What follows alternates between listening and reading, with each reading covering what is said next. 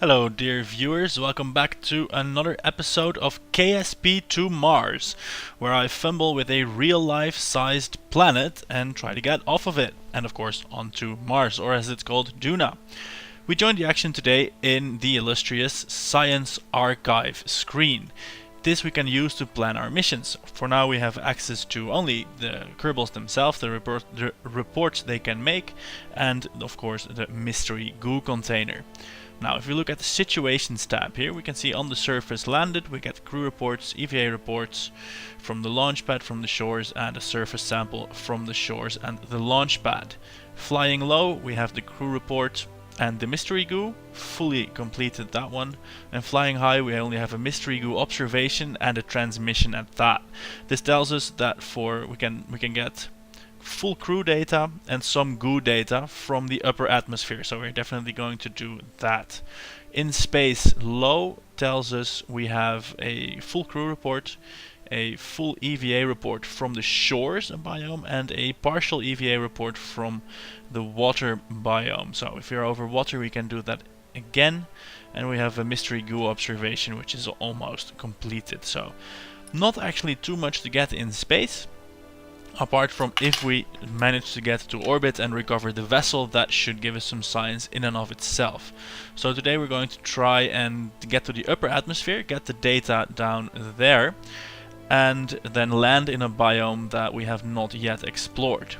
Also, we can see here in the landed bit we don't have a mystery goo from the launch pad yet, so that's probably the easiest to get, so we're going to get that one first, because we are in dire need of additional science for larger rockets that can accomplish things.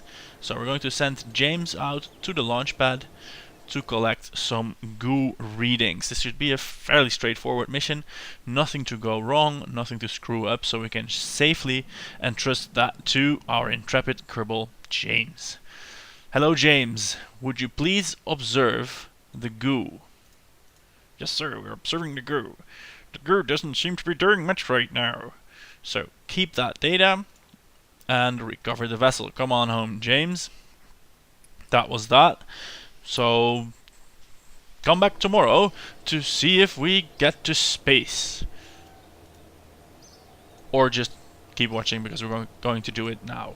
I built the Prometheus, and that is hopefully, probably, maybe, capable of flying us through the upper atmosphere, getting all the data there, and dipping into space and landing, hopefully safely, back on Kerbin. It's a large ship, and we're going to immediately launch to get out of any bad instability that it might have. It's a large beast, this. It's a big 5-engined first stage. Then it has a second stage here with 1, 2, 3 fuel tanks, and a third stage with 2 fuel tanks and the small efficient lander engine. As you can see, this will not, well, you can see that, but this is not even sufficient yet to put the single capsule in orbit. And as you can see by this is because the planet is so much larger than Kerbin. This is in fact Earth-sized. That's where all the challenge from using the real solar system mod comes from. Not so much any extra features, just everything you're used to, but a little larger. The rocket I built today appears to be very difficult to control. Still, we don't have any controllable control surfaces, and we have opted, perhaps stupidly so, to use the non-gimbaling engines. You can see though our thrust to weight ratio is not that great, so I opted to have the slightly stronger ones in lieu of having actual control authority. The rocket is listing over by itself to the 100-degree mark, so again we're foregoing the Coriolis effect, but I suppose that this will be the direction of orbit, or at least of our ballistics arc.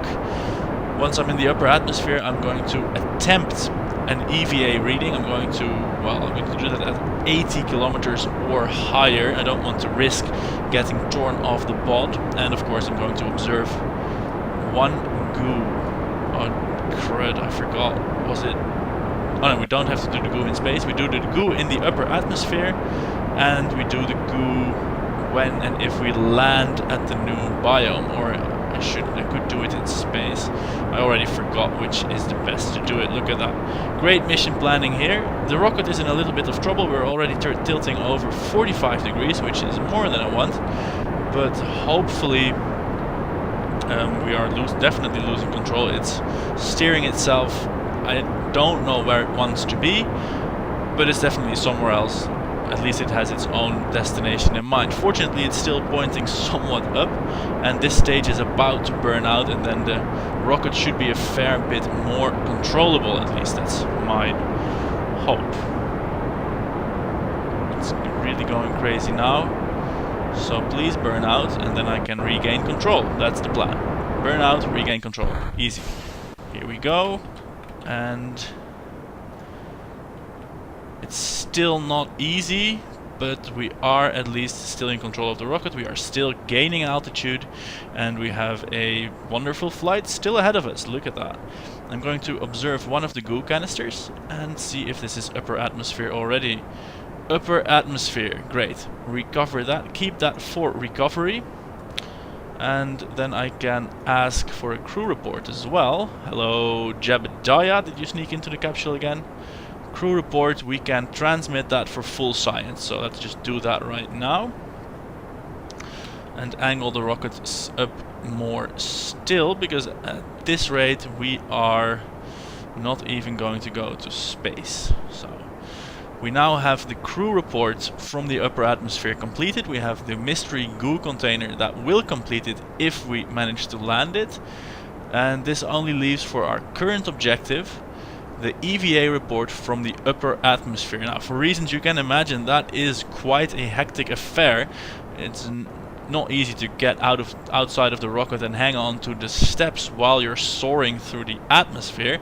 So Jebediah has its work cut out for him.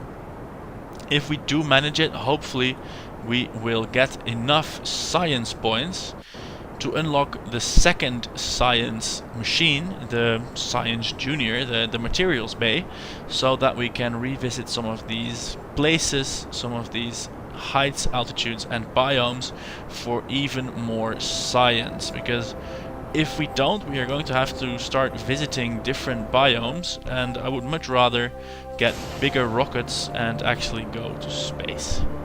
So we are at 80 kilometers now, almost, going at 1600 meters per second.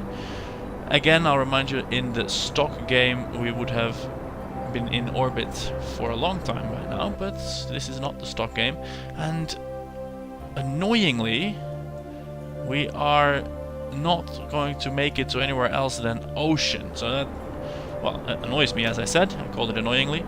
Although we do have about 3 kilometers per second of delta V left in this smaller engine. So maybe we can still get out of the atmosphere and make an actual ballistic arc all the way to this continent. That's what I'm going to try, at any rate.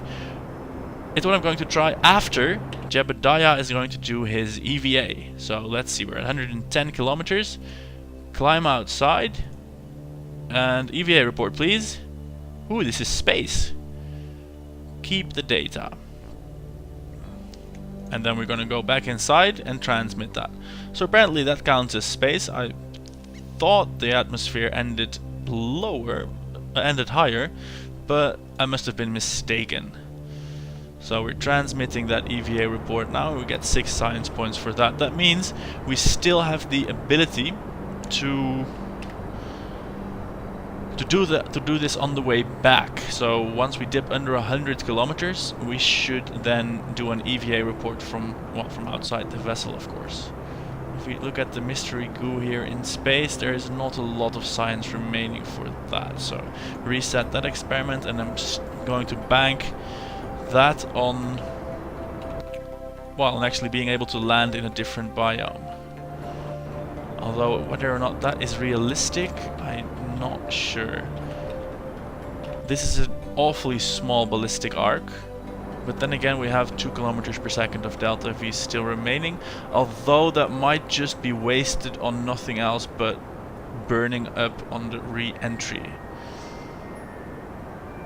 I don't want to land in the ocean. I should have gone somewhere else. This feels like the rocket is only firing towards Jebediah's demise. Don't feel confident that we're going to make it here. So next time I'm going to launch north, and then we can end somewhere else.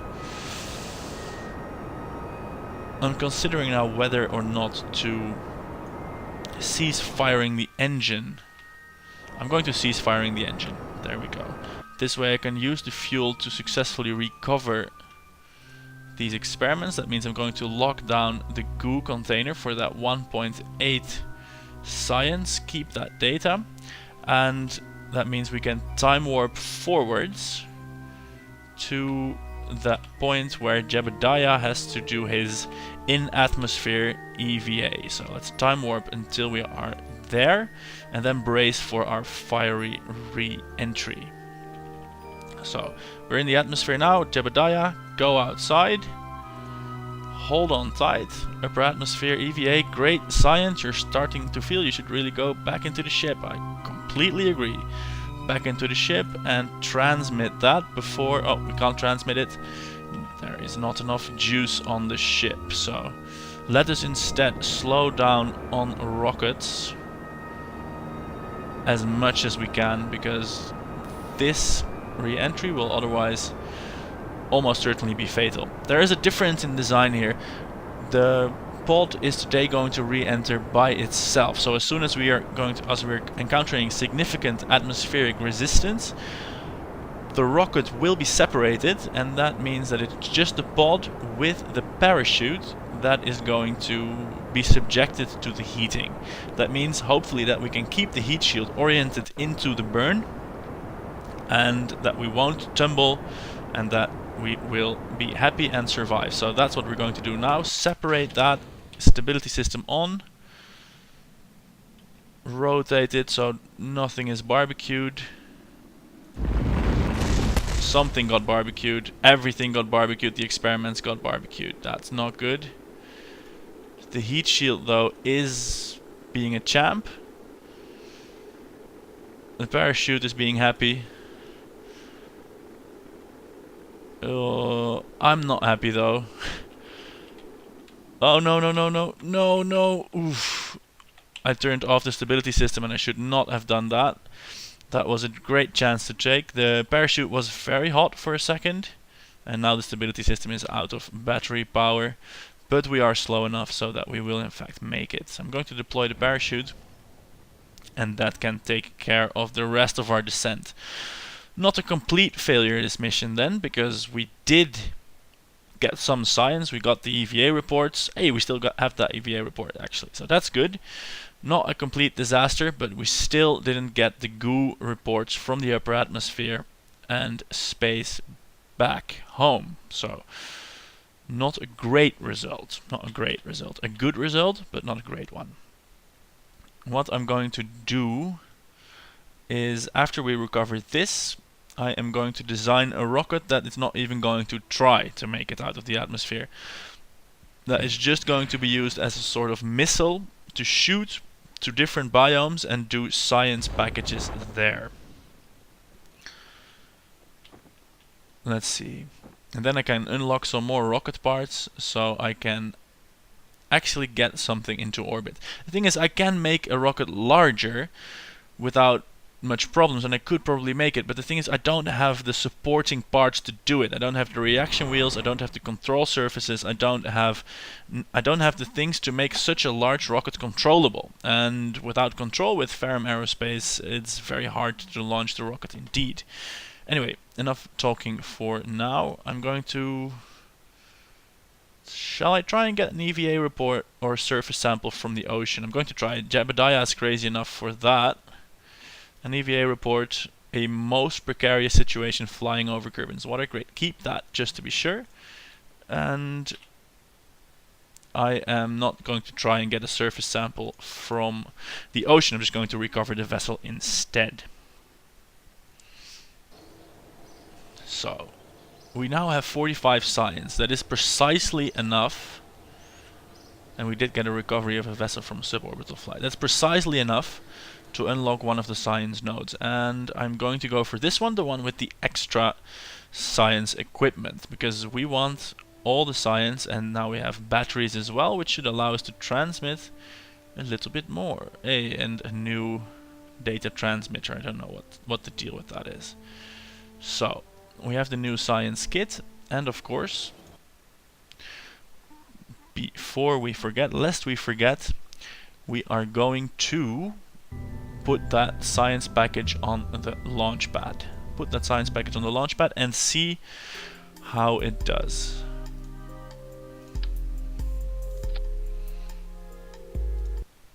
I think we're going to get Jebediah again on that launch pad here.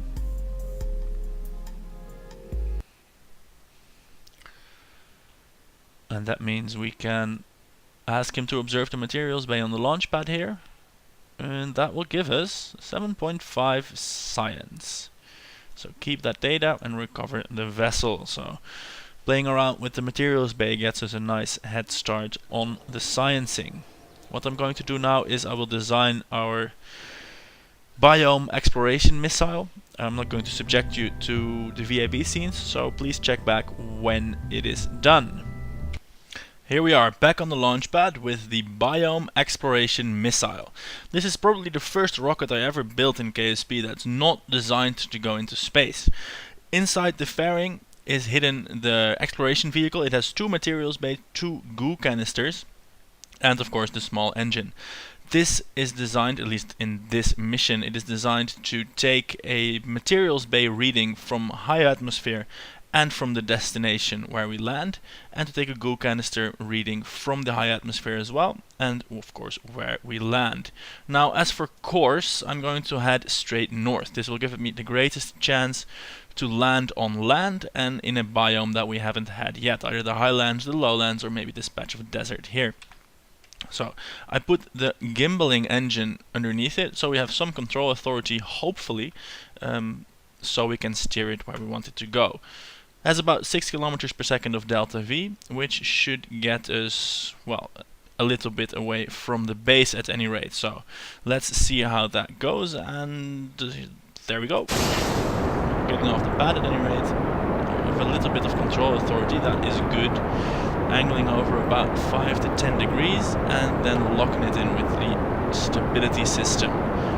Still, even though we're not going to space today, we do want to get some altitude before pitching over too much, because otherwise all we're doing is plowing through the air. Now we're going to pass over this fjord, this bay, and it would be a shame to immediately crash into the water there. So, but I don't think that's going to happen. We have 6 kilometers per second of delta V. We have a nice and squat but streamlined rocket that is presenting no problems or difficulties at this point in time. So we're coming up on solid fuel burnout, and let's separate those. This rocket here, oh, it's immediately going to shit, that's not good.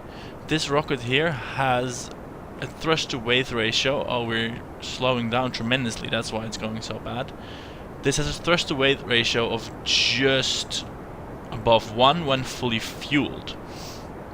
It's not fully fueled now, it's empty, so, well, it's a quarter empty.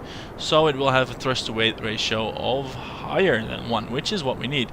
But we are already angled over quite steeply.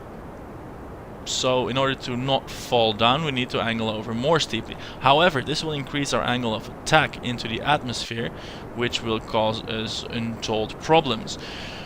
So perhaps I was optimistic when I was laying out the destination of this, the destiny of this rocket. Perhaps I had better steer so we stay land oriented. We might not make it over this fjord after all.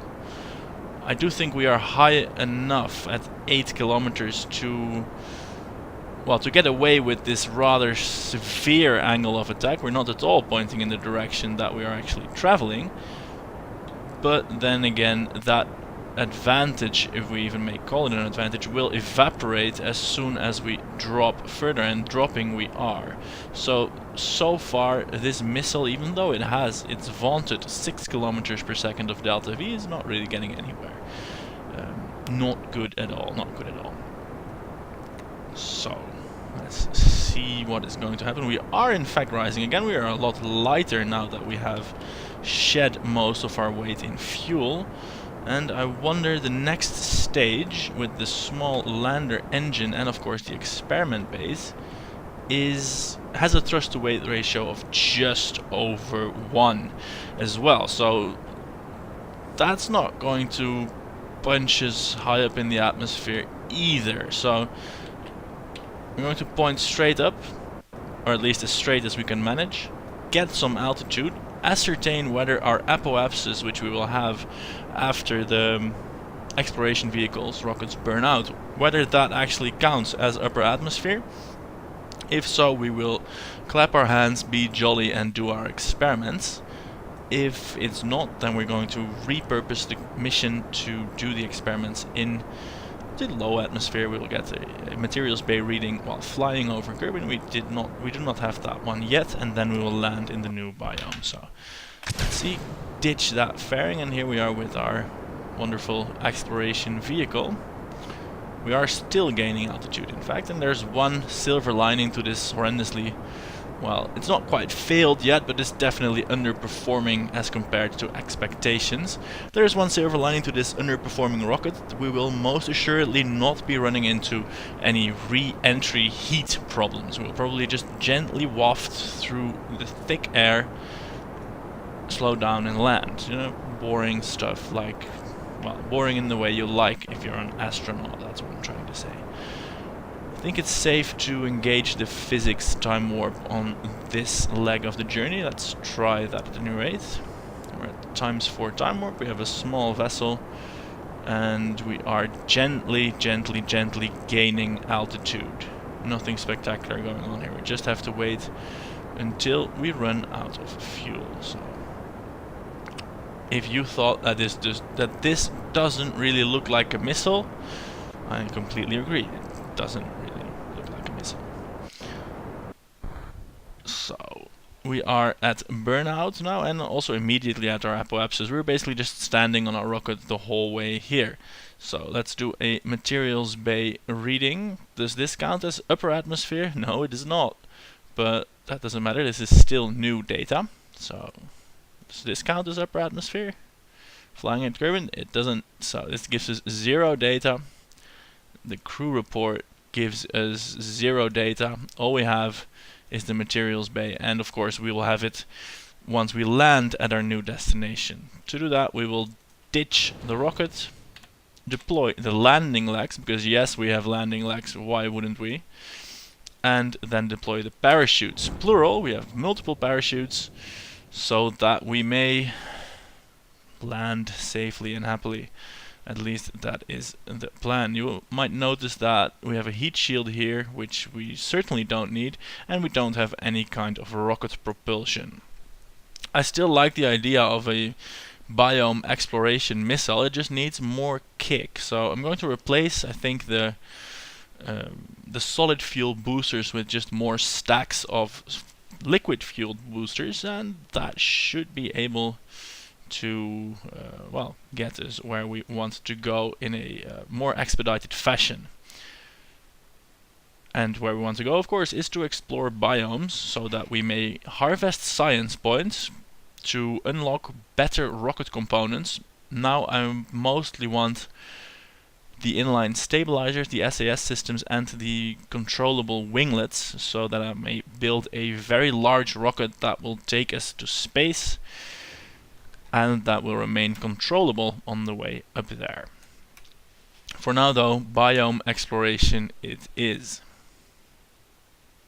Come on, parachutes, do your job and deploy please. There they are, neatly deployed and ready for action. So time warping again until the ground, because I'm an impatient man and I want to get on with building the bigger missile.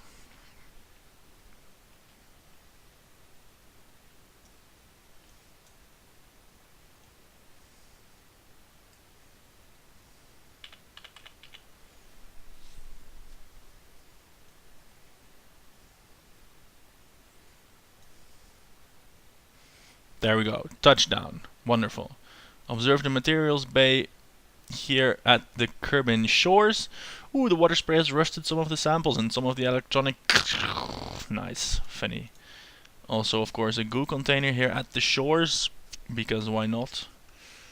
The cook accumulates near the water facing side of the container. Keep the data. And we want a crew report from here. Great. Well, we can transmit that, so that's fine. Let's wait. EVA him. Do you have a separate EVA report? No, we do not. And I think we have the surface sample from here also. So we're going to go ahead and recover this vessel. It's right around the corner of the space center, so they just need to send out a truck to get it, and then we have all the science we want. 37 science points, so not quite a failure this mission, but more another awakening of how hard this real solar system, Ferrum Aerospace and Deadly Reentry make things. So far I am enjoying this. Here we go. Electricity. Did we already get batteries with this? Yes, we have batteries.